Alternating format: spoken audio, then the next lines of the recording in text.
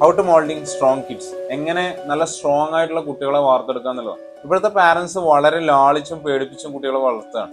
എല്ലാ കാര്യത്തിനും പാരന്റ്സിനെ ആശ്രയിക്കുന്ന കുട്ടികൾ അല്ലെ.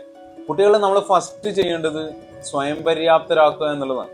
അവനവന്റെ റൂം ക്ലീൻ ചെയ്യുക, ഡ്രസ്സ് സ്വന്തമായി അലക്കുക, അയൺ ചെയ്യുക, സ്വന്തം പുസ്തകങ്ങൾ അടുക്കി വെക്കുക, ഇതൊക്കെ കുട്ടി ഒറ്റയ്ക്ക് ചെയ്യണം. നിങ്ങൾ ബോർഡിങ്ങിലും ഹോസ്റ്റലിലൊക്കെ പഠിക്കുന്ന കുട്ടികളെ കണ്ടില്ലേ, അവർക്ക് കൃത്യമായ ഒരു ടൈം മാനേജ്മെന്റ് ഉണ്ടാവും. നിങ്ങൾ സ്നേഹം എന്ന പേരിൽ ഈ ചെയ്തു കൊടുക്കുന്നതൊക്കെ കുട്ടിക്ക് ഭാവിയിൽ വലിയ ദൂഷ്യം ചെയ്യും. ഒന്നിനും സമയമില്ല എന്ന് കുട്ടി പറഞ്ഞുകൊണ്ടിരിക്കേണ്ടി വരും. നമ്മളൊക്കെ ചെറുപ്പകാലത്തിൽ നമ്മൾ വീട്ടിൽ വരാത്തതിനാണ് പാരന്റ്സിന് പരാതി അല്ലെ. നമ്മളെപ്പോഴും കണ്ടത്തിൽ ക്രിക്കറ്റ് കളി, കുളിക്കാൻ പോക്ക്, പുഴയിൽ നീന്താൻ പോക്ക്, ചൂണ്ടിടാൻ പോക്ക്, ഇതൊക്കെയാണ് പരിപാടി. കൃത്യസമയത്ത് ഭക്ഷണം ഉണ്ടാവില്ല, വീട്ടിൽ വരൂല, അതൊക്കെയാണ് പണ്ടത്തെ പാരന്റ്സിന്റെ പേടി.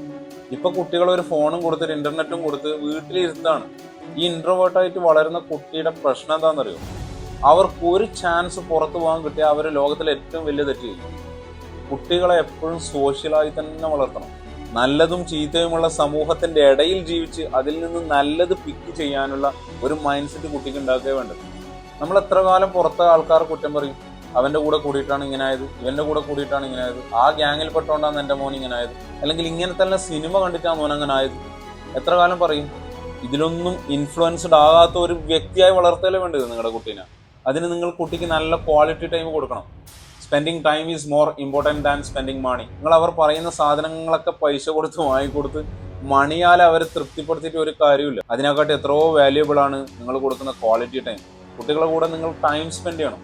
അവന് കൃത്യമായ ഗൈഡ് ലൈൻസ് കൊടുക്കണം. സമൂഹത്തെ പറ്റിയും നല്ലതിനെ പറ്റിയും ചീത്തയെ പറ്റിയും ലഹരിയെ പറ്റിയും എല്ലാത്തിനെ പറ്റിയും കൃത്യമായ ഒരു ക്ലാരിഫിക്കേഷൻ കൊടുക്കണം.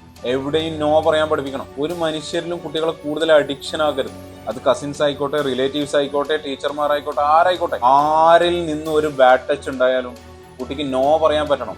അത്രയും സ്ട്രോങ് ആയിട്ട് കുട്ടിയെ വളർത്തണം. ഇങ്ങനെ മെന്റലി സ്ട്രോങ് ആയ ഒരു കുട്ടി അവൻ എത്ര ബാഡ് ഗ്യാങ്ങിൽ പെട്ടാലും എത്ര മോശം സാഹചര്യത്തിൽ ജീവിക്കേണ്ടി വന്നാലും അവൻ ലഹരി തൊടില്ല. നമ്മൾ ലാളിച്ചും പേടിപ്പിച്ചും ഒരു കുട്ടിയെ വളർത്തിയിട്ട് നമ്മൾ സമൂഹത്തിൽ മറ്റെല്ലാ കാര്യത്തിനും കുറ്റം പറഞ്ഞിട്ട് കാര്യമില്ല. നമുക്ക് സമൂഹത്തെ മൊത്തം നേരെയാക്കാൻ പറ്റുമോ? ഇല്ല. നമുക്ക് എന്ത് പറ്റും? നമ്മുടെ കുട്ടിയെ അതിൽ നിന്നൊക്കെ നോ പറയാൻ പഠിപ്പിക്കാൻ പറ്റും.